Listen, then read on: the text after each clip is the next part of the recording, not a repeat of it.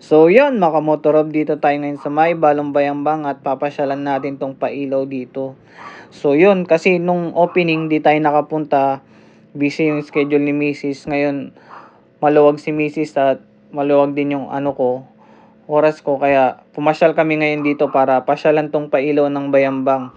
So yan, makikita nyo, sobrang ganda din talaga ng pailaw dito sa may Bayambang. May enjoy mo talagang pumunta dito, kasama mo yung pamilya mo, mag picture, 'di ba? Kasi sa isang taon, isang beses lang naman nila gawin to, kasi pag palapit na yung Pasko, ganyan, kailangan nila ng Christmas decor, 'di ba? Kaya sa bawat bayan naglalagay sila ng Christmas decor or pailaw. Kaya yun, tayo naman papasyalan natin yan kahit malayo. So ini-enjoy natin kasi yung mga bawat bayan na magaganda yung pailaw nila. At syempre, di papahuli dyan yung Bayambang, kasi dito talaga solid. Maganda yung pailaw din nila.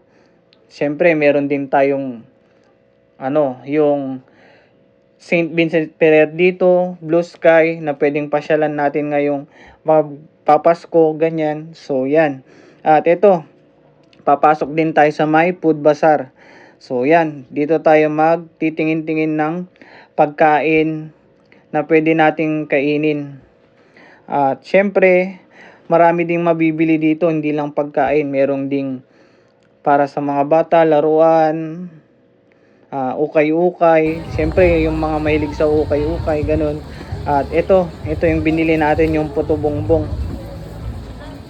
So yan ang kakainin namin ni Mrs. ngayon. Kaya susulitin namin kumain ngayon. At after nyan, susunod naman namin bibilin ay yung Ilocos Empanada.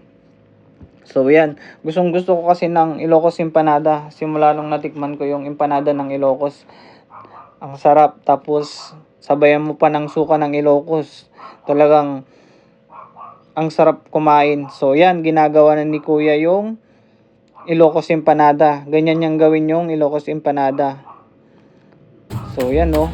At ito naman yung shawarma. Galing ni Kuya mag slice ng mga karne. So ito naman, pagkatapos mo kumain or bago ka kumain, mamimili ka muna ng mga ukay-ukay. Siyempre yung iba talaga mahilig talaga sa ukay-ukay, kasi yung maganda doon yung brand niya, branded talaga. So yan no, may enjoy mo talagang punta dito sa food bazaar. Siyempre ngayon medyo lang, kasi hindi weekend kaya kukunti ang tao, pero pag weekend talaga sigurado siksikan dito, punuan. Siyempre walang pasok kinabukasan, kaya mamamasyal sila.